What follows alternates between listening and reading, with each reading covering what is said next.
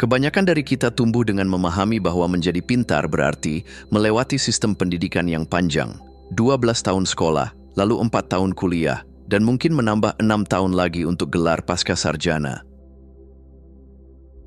Namun mari jujur, setelah bertahun-tahun belajar, tidak sedikit yang bingung saat lulus. Sekarang apa? Pendidikan formal memang penting, tetapi seringkali tidak cukup untuk menghadapi dunia nyata. Fakta pahitnya adalah banyak lulusan pendidikan tinggi yang akhirnya kesulitan menemukan pekerjaan atau merasa bahwa apa yang mereka pelajari tidak relevan. Dunia kerja tidak hanya menghargai gelar, tetapi juga keahlian yang benar-benar dibutuhkan. Artinya, pintar tidak hanya tentang berapa lama kamu sekolah, tetapi seberapa baik kamu bisa menerapkan apa yang kamu tahu. Di era ini, pintar berarti memiliki kemampuan untuk belajar hal-hal baru yang langsung berguna. Ini tentang mengasah keterampilan yang dibutuhkan sekarang. Bukan hanya tahu rumus fisika, tetapi juga cara menjual, memecahkan masalah, dan mengoperasikan alat digital. Pintar adalah soal menjadi fleksibel dan selalu siap menghadapi perubahan, bukan hanya soal gelar yang tergantung di dinding. Ingat, menjadi pintar itu bukan sprint di jalur pendidikan, tapi maraton belajar sepanjang hidup. Buat belajar jadi bagian hidup yang menyenangkan dan relevan, karena dunia selalu berubah lebih cepat dari jadwal semester.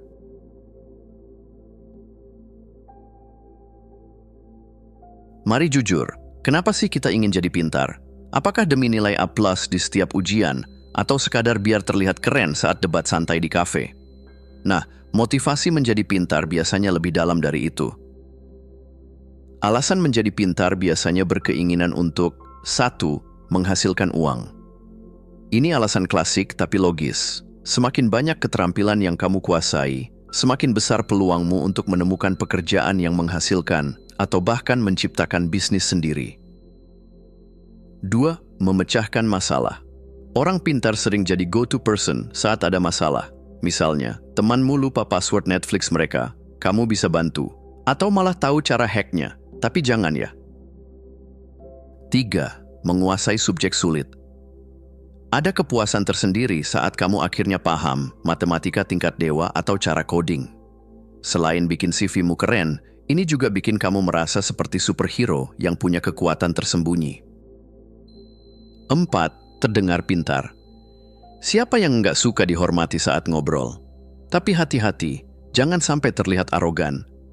Orang pintar sejati tahu kapan harus berbagi ilmu dengan bijak.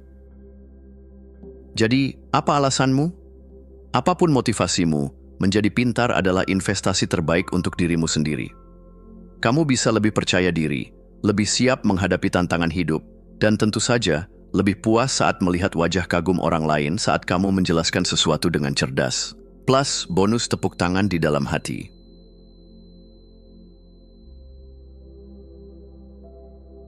Kamu pasti sering dengar saran-saran seperti ini. Makan ikan itu brain food. Atau tidur cukup biar otakmu segar. Kedengarannya masuk akal kan? Tapi ayo kita bongkar. Memang benar, pola makan sehat, olahraga, dan tidur cukup itu penting. Tapi, kalau tujuanmu adalah menjadi pintar, apakah makan salmon benar-benar membuatmu paham kalkulus? Atau apakah mendengarkan Mozart otomatis bikin kamu jadi ahli fisika? Spoiler alert, enggak. Masalahnya, saran tradisional seringkali cuma teori tanpa praktik nyata. Oke, kamu sudah makan blueberry setiap pagi, lalu apa? Bagaimana itu membantumu menyelesaikan tugas atau menguasai coding? Tanpa langkah konkret untuk belajar, semua saran ini cuma terasa seperti motivasi Instagram yang keren dibaca, tapi nggak menghasilkan apa-apa. Jadi, apa solusinya? Alih-alih hanya fokus pada tips generik, coba tambahkan strategi yang lebih actionable. Misalnya, daripada sekadar makan sehat, ambil waktu untuk belajar hal baru setiap hari. Bahkan hanya 15 menit. Daripada berharap tidur cukup bisa bikin otakmu lebih pintar, gunakan waktu itu untuk merenung atau mereview apa yang sudah kamu pelajari. Intinya, saran tradisional itu seperti trailer film. Terlihat menjanjikan, tapi kamu butuh langkah nyata untuk benar-benar jadi bintang utama.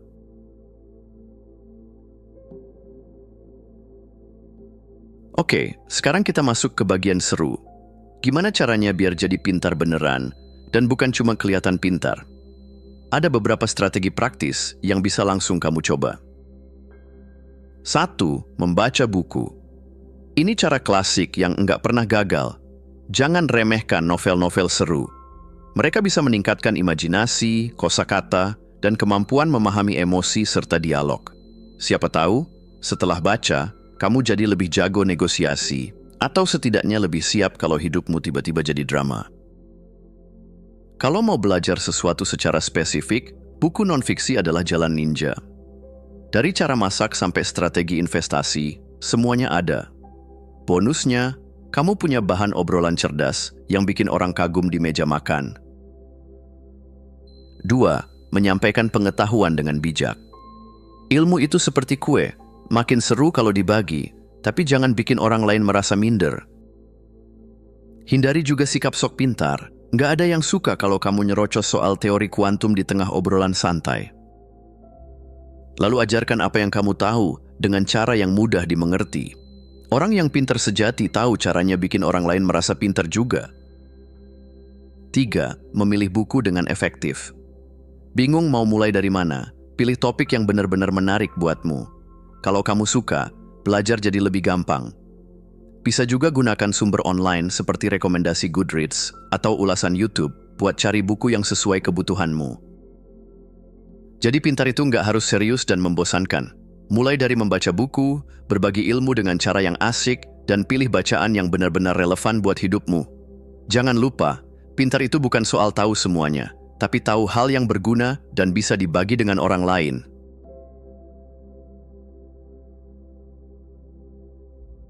Siapapun bisa belajar teori, tapi menguasai keterampilan, itu butuh praktik. Kalau cuma baca atau nonton tutorial, kamu baru setengah jalan. Sekarang waktunya action.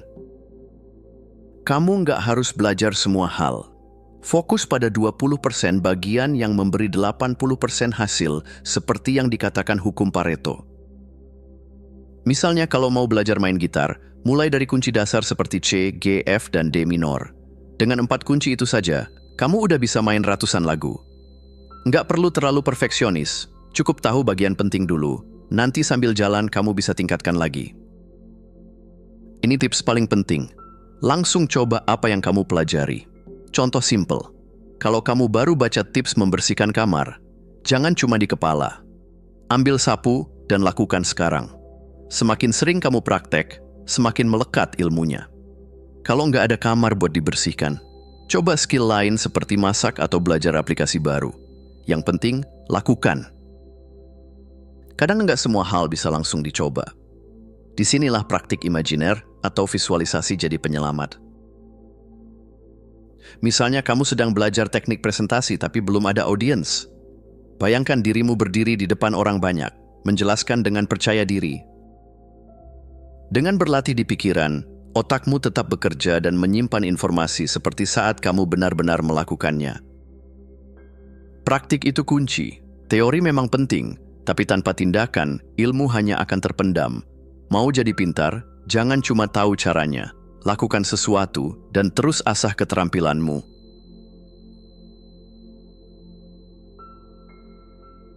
Belajar itu nggak cukup cuma paham, kamu juga harus bisa ingat apa yang dipelajari. Sayangnya, otak itu sering kayak dompet. Informasi gampang hilang kalau nggak dijaga. Tapi jangan khawatir, ada trik seru untuk bikin ingatanmu lebih tajam dari silet. Belajar akan lebih melekat kalau kamu bisa membayangkan bagaimana informasi itu dipakai dalam kehidupan sehari-hari. Misalnya, kamu belajar cara berdiskusi. Jangan cuma baca teorinya, tapi bayangkan dirimu ada di ruang rapat, menyampaikan ide-ide brilian sambil meyakinkan semua orang. Dengan simulasi, otakmu kayak sedang latihan di dunia nyata, jadi informasi lebih nempel lama. Mau belajar lebih efektif? Coba tes dirimu sendiri. Buat latihan soal sederhana dari apa yang sudah kamu baca atau pelajari. Kalau lagi malas, cari soal online yang sesuai. Saat menjawab soal, kamu memberi otak tugas untuk mengingat informasi yang dipelajari, sehingga ingatanmu makin kuat. Ulangi informasi secara berkala. Kalau belajar sesuatu hari ini, coba review lagi besok, minggu depan, dan bulan depan. Ini dikenal sebagai spaced repetition. Hubungkan informasi baru dengan hal yang sudah kamu tahu. Misalnya, Kalau kamu belajar biologi tentang fotosintesis, pikirkan gimana tanaman di taman depan rumahmu bekerja. Semakin relevan informasinya, semakin mudah diingat. Mengingat itu soal trik dan latihan. Dengan simulasi, latihan soal, dan sedikit sentuhan spaced repetition, kamu nggak cuma belajar, tapi juga memastikan otakmu siap menyimpan ilmu itu untuk jangka panjang. Jadi, siap jadi mesin pengingat?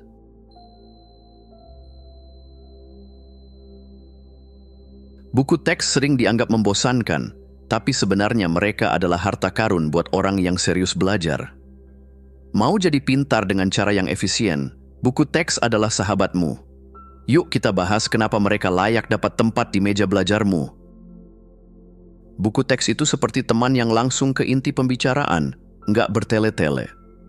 Mereka memberi kamu informasi penting dalam format yang terstruktur. Misalnya, kalau belajar tentang fisika, buku teks langsung ke hukum Newton tanpa cerita panjang tentang apel jatuh, kecuali yang penting. Ini bikin waktu belajarmu jadi lebih efektif. Salah satu fitur keren buku teks adalah adanya latihan soal di akhir bab. Soal-soal ini membantu otakmu berolahraga. Kamu jadi tahu apakah benar-benar paham atau cuma merasa paham. Dengan mengerjakan soal, kamu juga mempraktikkan apa yang dipelajari, yang artinya makin kuat ingatannya. Oke, mari jujur. Buku teks kadang bikin ngantuk, apalagi dibanding video YouTube yang penuh animasi dan musik catchy. Tapi ingat, buku teks itu lebih dalam. Mereka memberi penjelasan lengkap, bukan versi ringkas yang sering kita temukan online. Kalau butuh bantuan visual, gunakan buku teks bersama video pendukung.